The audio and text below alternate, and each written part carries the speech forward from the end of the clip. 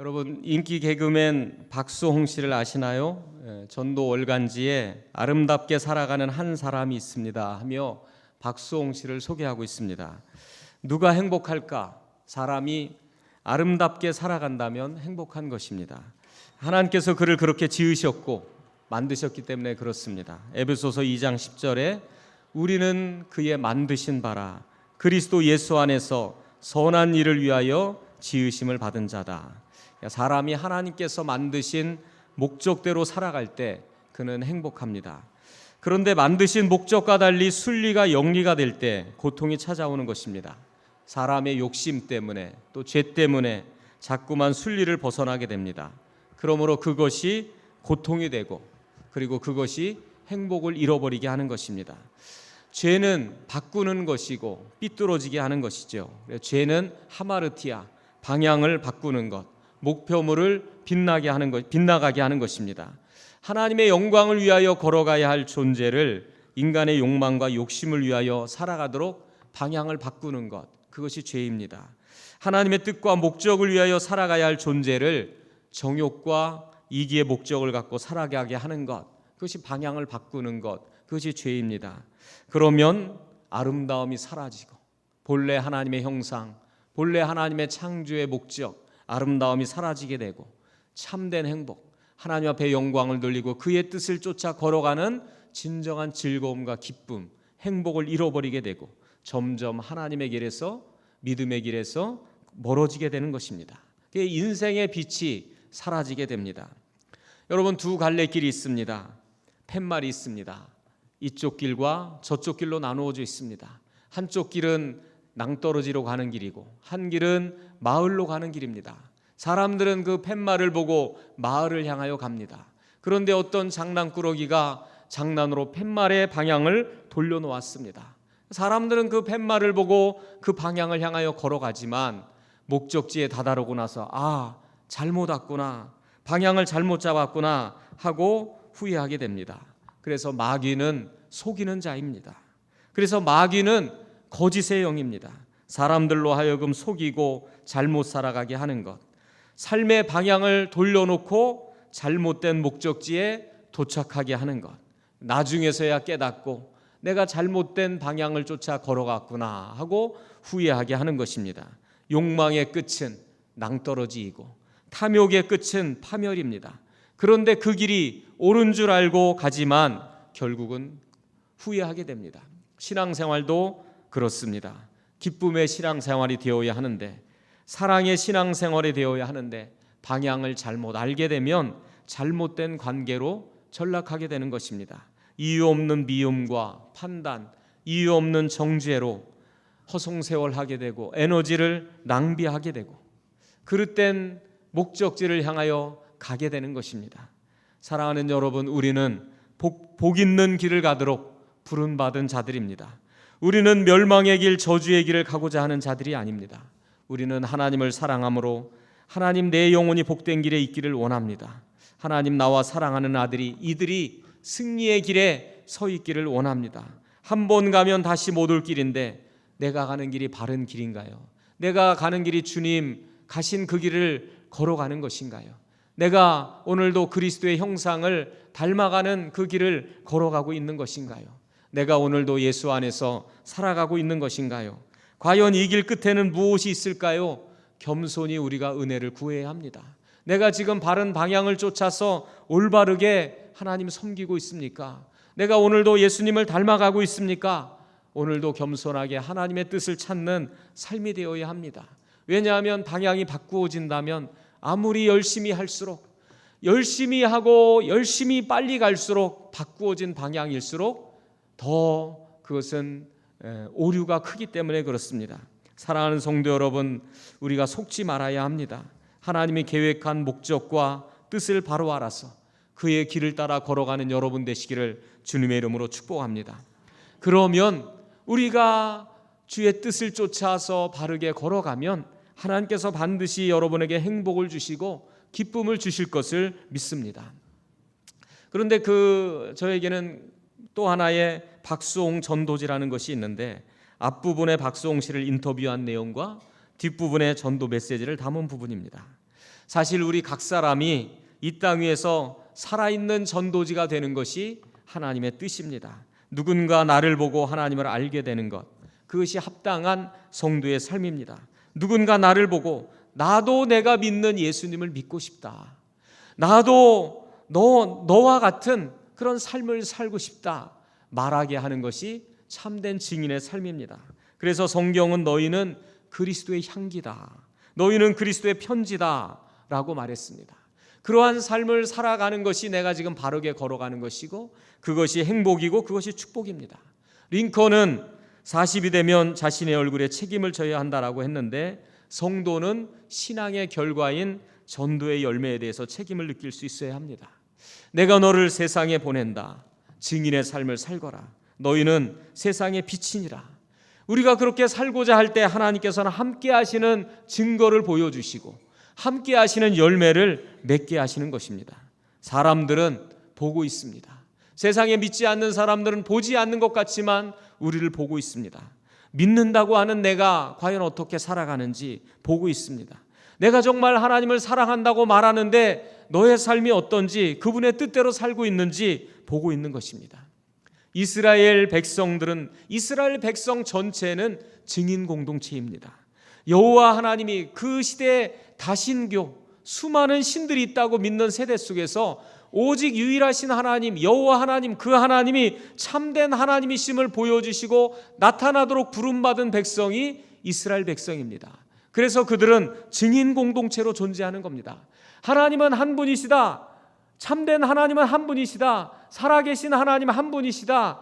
그 하나님은 아브라함의 하나님, 이삭의 하나님, 야곱의 하나님, 그의 백성 가운데 자신을 보여주신 하나님, 시내산에서 언약의 말씀, 십계명의 말씀을 주신 하나님, 그 신, 그분이 여호와 하나님이시다. 그 하나님이 그 백성을 애굽 땅 종되었던 곳에서 불러내어 주셨다.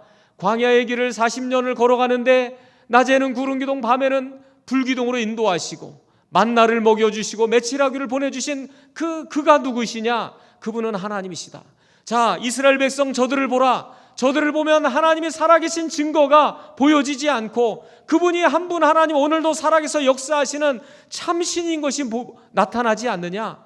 그들은 이 세상 가운데 살아계신 하나님을 증거하고 나타내도록 부름받은 증인 공동체입니다. 그것을 세상 가운데 나타내도록 보여주는 것이 그들의 1차적인 책임입니다. 여러분, 교회도 마찬가지입니다. 교회는 증인의 공동체입니다. 부활의 주님을 증거하도록 예수님께서 이 땅에 오셨는데, 그분이 우리의 모든 죄를 위해 십자가에 달려 죽으시고 그리고 장사된 지 사흘 만에 부활하셨다.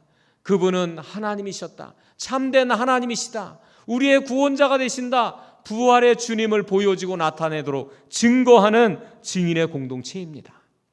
그러니까 교회를 통하여 사람들은 세상에 무엇을 보여주기를 하나님 원하시냐? 하나님의 영광이 보여지기를 원하시고 하나님의 살아계심이 나타나기를 하나님께서 보이시려고 교회를 이 땅 가운데 존재하게 하신 것입니다. 여러분, 그래서 오늘 우리의 삶은 증인의 삶이 되어야 합니다. 세상 가운데 하나님이 함께 하심을 나타내는 삶을 살아야 합니다. 그러면 어떻게 해야 할까? 믿는 우리가, 부름받은 우리가 먼저 참되게 하나님을 예배할 수 있어야 합니다. 믿는 우리가 먼저 하나님의 말씀과 뜻을 쫓아서 걸어가야 합니다. 믿는 우리가 하나님의 말씀과 사랑 안에서 걸어갈 수 있도록, 행할 수 있도록 우리가 걸어가야 합니다. 그러면 그것을 보고, 예배하는 그것을 보고, 또 다른 보이지 않는 예배하는 우리를 보고 하나님을 예배하고 하나님을 보게 되는 것입니다. 어제 우리 교회에서 속초 지역의 학생들의 연합예배가 있었습니다. 우리 고등학생들, 저는 그렇게 많이 모일 줄 몰랐습니다. 이 예배당이 아주 빈자리가 없도록 가득 차서 속초 지역의 학생들이, 청소년들이 모여서 예배와 순서를 가졌는데 너무 사랑스럽고 귀한 모임이었습니다. 그것을 보면서 준비한 순서도 너무 아주 감동적이고 또 사랑스러웠는데, 이 땅에 이 지역에 희망들이 자라고 있구나 하는 생각을 하게 되었습니다. 그런데 이제 어제 학생 집회가 있으니까 낯선 학생들이 많이 오잖아요. 그러면 그 아이들은 저를 모릅니다. 그런데 나를 아는 누군가가 일어나서 목사님 안녕하세요 하면 다 같이 아, 저분이 목사님이구나 하고 다 같이 안녕하세요 하고 인사합니다. 근데 나를 아는 사람이 없으면 그들이 누군지 모르니까 그냥 있는 것입니다. 우리가 세상에 나갈 때 세상은 하나님을 알지 못합니다. 그럼 먼저 하나님을 아는 사람들이 어떻게 해야 할까? 예배하고, 참된 예배하고, 참으로 하나님의 말씀 앞에 순종하며 살아가고, 어떻게 말씀 앞에 순종하며 살아가는지, 어떻게 하나님을 경외하며 걸어가는지, 어떻게 우리를 빛 가운데 불러주신 그 은혜 앞에 응답하며 살아가는지 그것을 나타내야 할 책임이 있는 것입니다. 여러분, 그것은 교회 안에서도 마찬가지입니다. 먼저 은혜 받은 이의 모습이 어떠해야 하는가?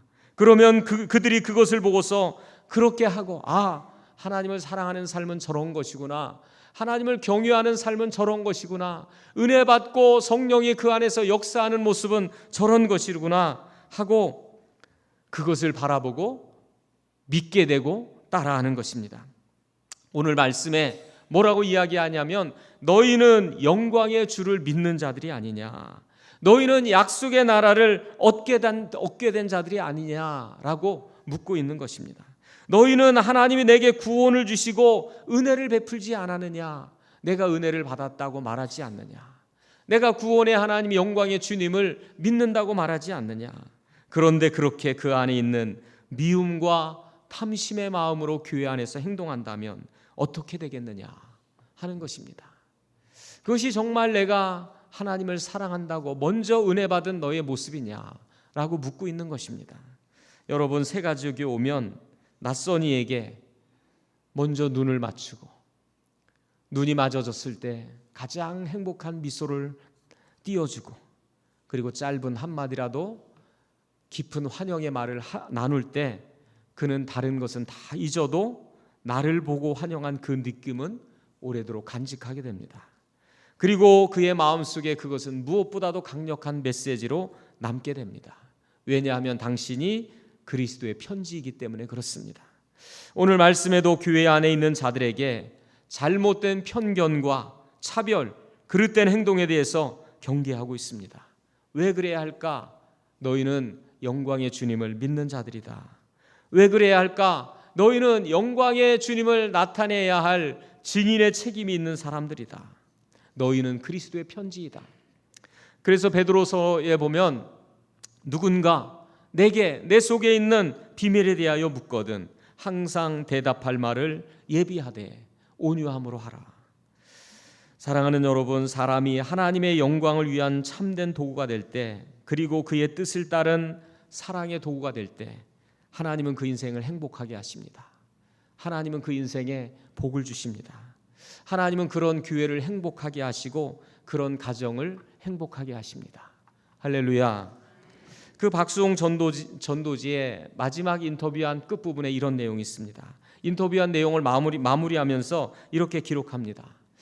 여러분 잘 들어보세요. 박수홍 씨는 왜 인생을 사는지, 어떻게 사는지 제대로 알고 있는 사람이었습니다. 왜 인생을 사는지, 그리고 인생을 어떻게 살아야 하는지 제대로 알고 있는 사람이었다. 그의 머릿속은 무엇으로 프로그래밍 되었는지 모든 일에 타인을 위한 배려 시스템이 가동되고 있었습니다. 그러면서 그 끝부분에 이렇게 말합니다. 박수홍 씨가 행복한 웃음으로 많은 사람들에게 기쁨을 선사할 수 있는 이유는 무엇이었을까요? 이렇게 답변합니다. 그것은 자기를 창조한 창조자, 그것은 자기를 만드신 창조자, 그 하나님과의 만남을 통해 자신의 존재 가치와 삶의 목적을 새롭게 발견했기 때문에 그렇습니다. 자신의 존재 가치와 삶의 목적을 하나님 안에서 발견했기 때문입니다. 그는 알았다는 것입니다. 그는 깨달았다는 것입니다. 믿음은 알게 된다는 것입니다. 은혜를 받았다는 것은 깨달았다는 것입니다. 불신앙은 무엇일까요? 아직 알지 못한다는 것입니다. 왜 우리가 죄인인지, 왜 우리가 구원이 필요한지, 우리가 어떻게 살아가야 하는지, 은혜 받았다는 것은 그것을 알게 된다는 겁니다. 깨닫게 된다는 것입니다. 그런데 불신앙의 결과는 모른다는 겁니다. 우리가 어떻게 살아가야 하는지, 우리가 왜 죄인인지 알지 못하는 겁니다. 그래서 무지의 행동으로 죄의 결과가 나타나는 겁니다. 사실 우리는 죄된 행동을 하게 되고 죄된 삶을 살 때가 많습니다. 우리 자신이 그릇된 행동을 할 때가 많죠. 교회 안에서도 그렇고 세상 가운데서도 하나님의 영광을 나타내지 못할 때가 많습니다. 하나님의 영광과 목적과는 상관없는 삶을 살 때가 많습니다. 왜 그럴까요? 사실은 몰라서 그런 경우가 많습니다. 우리 청소년들이 자라나는 세대들이 사춘기에 방황하기도 하고 부모에게 정말 마음 상하게 하는 일을 하기도 하고, 그런데 몰라서 나중에 그럽니다. 그때는 제가 왜 그랬는지 모르겠어요. 그때는 제가 왜 그랬는지 모르겠습니다. 몰라서 그렇습니다. 나중에 알고 나서 지난날의 자신의 행동을 부끄러워하기도 하고 후회하기도 합니다. 여러분, 신앙의 방황도 그렇습니다. 인생의 방황도 그렇습니다. 그때는 제가 몰랐습니다. 그런데 우리가 은혜 받은 증거는 무엇이냐? 교회 안에 말씀을 듣고 은혜 받는다는 증거는 무엇이냐? 하나하나 깨달아지기 시작하면서 알아지게 되는 것이 은혜 받는 증거입니다. 그 사람에게 지금 은혜가 임하고 빛이 임한다는 증거입니다. 알아가는 겁니다. 그래서 부끄러움도 느끼고 정말 주의 도움 없이는 살 수 없음을 고백하게 되고 그의 은혜를 고백하게 되고, 사실 죄라는 것은 우리의 눈을 가리우는 것이고 마음을 가리우는 것입니다. 그래서 로마서 1장 21절에 보면 마음이 허망하여지고 저의 마음이 어두워진다. 죄의 역사는, 불신앙의 역사는 사람의 눈을 가리고 마음을 허망하게 하고 마음을 점점 가리우게 됩니다. 그것이 죄의 결과입니다. 여러분, 성령 충만, 은혜 충만하게 되면 마음에 가리웠던 것이 거치워지면서 보게 되고 알게 되고 깨달아지는데, 마음이 점점 완고해지기 시작하면 다 가리워지는 겁니다. 마음도 어두워지고 눈도 어두워지고 마음도 다 허망해지는 겁니다. 그것이 어두워지는 것입니다. 여러분, 이번에 땅콩 회항에 조요나 그 전 부사장이 참회의 눈물을 흘리면서 이렇게 말했죠. 교도소에 들어가고 나서 배려가 무엇인지 배웠습니다. 교도소에서 칫솔을 나눠주고 샴푸를 쓰게 하고, 그리고 아무도 나에게 그 일에 대해서 묻는 이가 없었습니다. 그것을 보면서 나는 배려가 무엇인지 알았고, 내가 그렇게 한 그들도 누군가에게는 소중한 가족이고 사랑받는 사람이라는 것을 이제서야 알았습니다. 여러분, 그가 그것을 좀 더 일찍 알았다면 그렇게 무모하게 행동하지 않았겠죠. 몰랐던 것입니다. 그런데 그 모든 시련을 통하여, 그 모든 괴로움을 통하여 그는 그 마음에 가리워졌던 것들이, 어두워졌던 것들이 거치어지면서 알아지게 되고 깨달아지면서, 아마 더 많은 시간이 흐른 후에 더 많은 것들을 알게 된 후에 지난날의 자신의 행동들이 얼마나 무모하고 부끄러운지를 더 많이 알아갈 것입니다. 죄는 사실 우리의 생각을 가리우는 것입니다. 우리의 마음을 가리우는 것입니다. 그리고 죄는 우리의 양심을 가리우는 겁니다.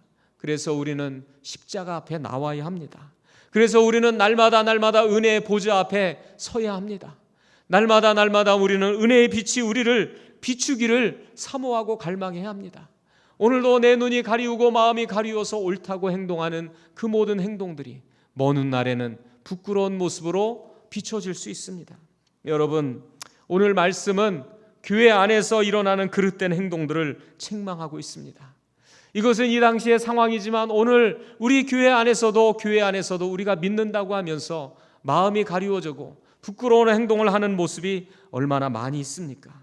우리가 하나님을 사랑한다고 하면서 잘못 보는 부분들이 얼마나 많습니까? 잘 모르기 때문에 그런 경우도 많습니다. 오늘 야고보가 우리가 교회 안에서 마음이 가리워서 눈이 가리워서 하는 그릇된 행동들에 대해서 주는 교훈들을 잠깐 나눠보겠습니다. 첫 번째로 따라하시겠습니다. 너희는 영광의 주 곧 예수 그리스도에 대한 믿음을 가진 자이다. 너희는 영광의 주님 예수 그리스도에 대한 믿음을 가진 자이다. 이것을 잊지 말아라. 자신이 누구인지, 내가 지금 어떤 길을 걸어가고 있는지, 너희는 영광의 예수님을 따라가는 자들이다. 그것을 바라보라는 것입니다. 여러분, 창문과 거울의 차이가 있죠. 창문은 있는 그대로 다 볼 수 있게 하지만 거울은 자신만 보게 합니다. 똑같은 유리지만 뒷면에 은을 칠하면 실체를 보지 못하게 하고 자신만 보게 합니다. 자기 중심성이라는 것이 얼마나 무서운지 실체를 보지 못하게 합니다.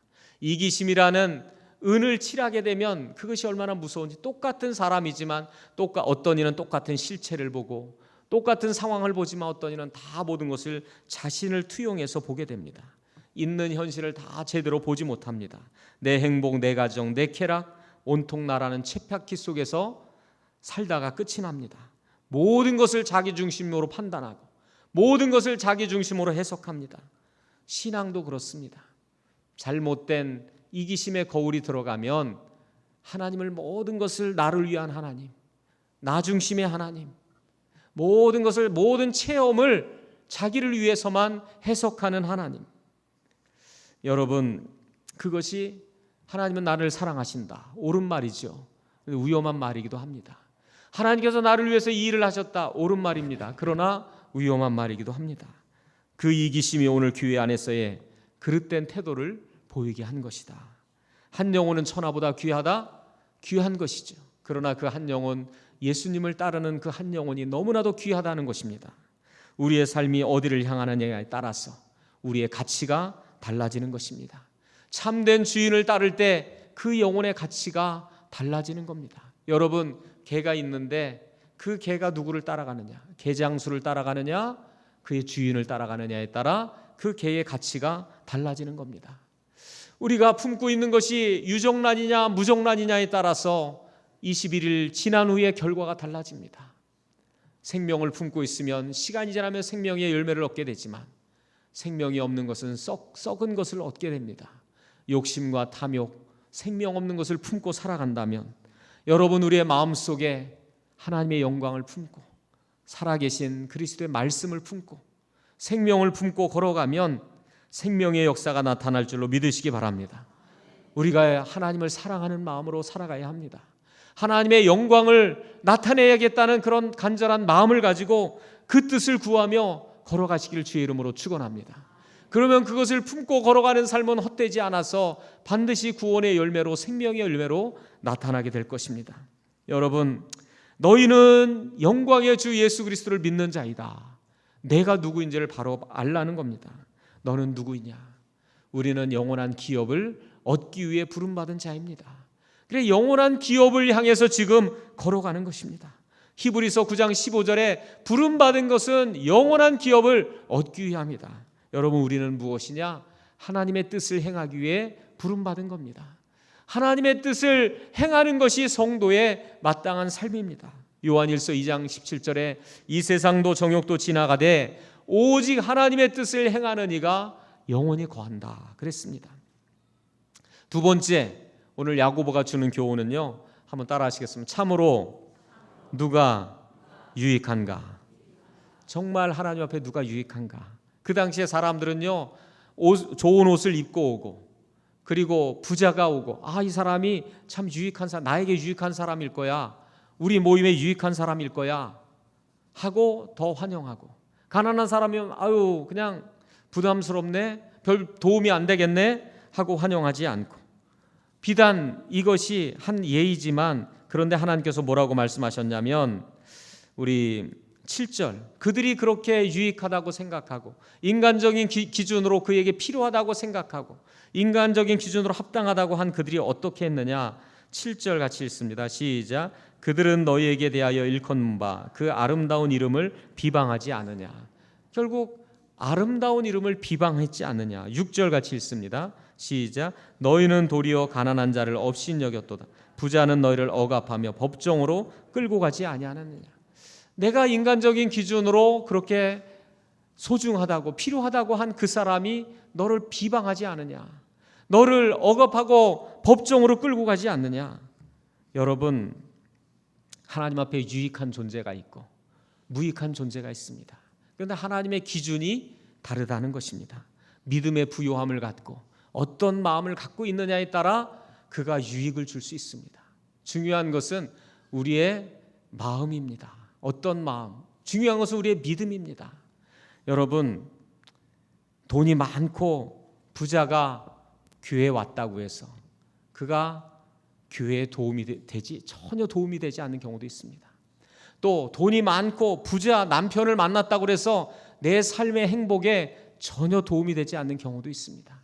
중요한 것은 그가 어떤 마음으로, 어떤 믿음으로, 믿음에 대하여 부요한 자, 가난한 자지만 믿음에 부요한 자, 돈도 없고 믿음도 부요하지 않고, 그러면 그것이 아니지만 이 사람은 믿음에 대한 너무 부요해. 그런데 그 마음의 중심을 통하여 공동체에, 누군가의 삶에 유익함이 되고 복이 된다는 것입니다. 여러분, 어떤 소유와 외적인 조건이 꼭 그를 유익하게 하지 않습니다. 그 마음의 중심이, 여러분 친구도 그래요. 친구도 잘 나가는 친구, 돈 많은 친구가 꼭 나를 유익하게 하지 않습니다. 마음의 부유함, 믿음의 부유함이 있는 친구가 나를 유익하게 합니다. 오늘 말씀이 그것을 말하는 것입니다. 가난한 자지만 믿음에 부유하게 한 자, 그가 복이 되는 자이다. 그가 교회를 유익하게 하는 자이다. 여러분, 기왕이면 돈도 많고 또 믿음의 부유함도 있기를 원하면 더 좋겠지만, 우리가 외적인 조건은 부족해도 마음이 부자가 되시고 믿음이 부유해지는 여러분 되시기를 주의 이름으로 간절히 축원합니다. 하버드 대학의 교수인 빅토와 고첼 두 사람이 지금까지 인류에 가장 크게 공헌한 사람 300명을 선정했더니 조사 결과 4분의 1이 맹인과 농아, 소아마비, 신체 이상 결함을 갖고 있는 사람이었고 장애인이었대요. 4분의 3은 몹시 가난한 불우한 환경에서 자랐다는 것입니다. 그런데 그들은 인류에 정말 유익한 공헌을 한 300명 중에 한 사람이었다는 겁니다. 여러분, 세상의 기준을 따라 판단하지 말라. 많이 가져도, 많은 능력이 있어도 아무 도움되지 않는 사람이 있습니다. 부족해도, 능력이 없고 은사가 부족해도 믿음의 부유함, 마음의 중심, 하나님의 뜻을 쫓고 하나님의 영광이 나타나야겠다는 그 중심을 가진 그 마음이 공동체를 유익하게 하고 개인을 유익하게 하고 복되게 하는 것입니다. 할렐루야. 예전에 제가 전에 있던 교회에서 신방을 갔는데 그 남편이 믿지 않는 남편인데 사진을 보는데 너무너무 잘생겼습니다. 참 얼굴이 참 그 연예인 뺨칠 정도로 너무너무 잘생겼. 참 남편이 너무너무 잘생겼네요. 참 미남이십니다. 그랬더니 그 부인이 잘생긴 거 다 소용없잖아요. 잘생긴 거 무슨 필요가 있나요? 여러분, 그 가족을 사랑하는 마음, 아내를 사랑하는 마음, 그 중심이 유익하게 하고 복되게 하는 것이지, 외적인 것이 그것도 갖추고 이것도 갖추면 너무 좋겠지요. 교회도 그렇습니다. 신앙도 그렇습니다. 세상을 살아가는 삶도 그렇습니다. 여러분이 하나님의 영광을 나타내야 되겠다. 내가 중심을 갖고 믿음을 갖고 하나님의 뜻 가운데 걸어가야겠다. 그 마음만 있으면 그것을 통하여 여러분을 유익하게 하고 복된 존재가 되게 하시고 교회를 세워가고 하나님의 영광을 드러낼 것을 믿으시기를 바랍니다. 마음의 중심이 중요한 겁니다. 가난한 자 믿음에 부유하게 하셨다, 오늘 말씀하고 있지 않습니까? 세 번째, 마지막 세 번째 따라합니다. 긍휼을 잃어버리지 말라. 우리는 서로 미워하지 말아야 합니다. 여러분, 내가 용납할 수 없고 함께 할 수는 없습니다. 다른 것은 어쩔 수 없습니다. 인정할 수 없는 것이 있습니다. 그러나 미워는 하지 말아야 합니다. 우리가 미워하고 증오의 마음을 갖고 살아가는 것은 두 가지입니다. 우리가 주 앞에서 청지기의 마음을 잃어버린 것, 종된 마음을 잃어버린 것. 두 번째, 하나님을 사랑하는 마음이 우리에게서 떠나간 것입니다. 그것은 영적인 무감각이 그에게 찾아온 것입니다. 자기 중심의 자기의 감정만 보게 되는 겁니다. 긍휼을 잃어버리지 말아야 합니다. 저것은 내가 받아들일 수 없다, 옳지 않다, 그것은 그렇게 할 수 있습니다. 함께 할 수 없다. 그러나 미워는 하지 말아야 합니다. 우리가 다시 무릎 꿇고 기도해야 합니다. 하나님 앞에 긍휼한 마음을 가질 수 있게 해달라고, 다시금 주의 뜻을 쫓아 내가 서게 해달라고. 그것이 하나님 앞에서 우리가 행복을 얻게 되고 하나님께 영광이 되는 길입니다.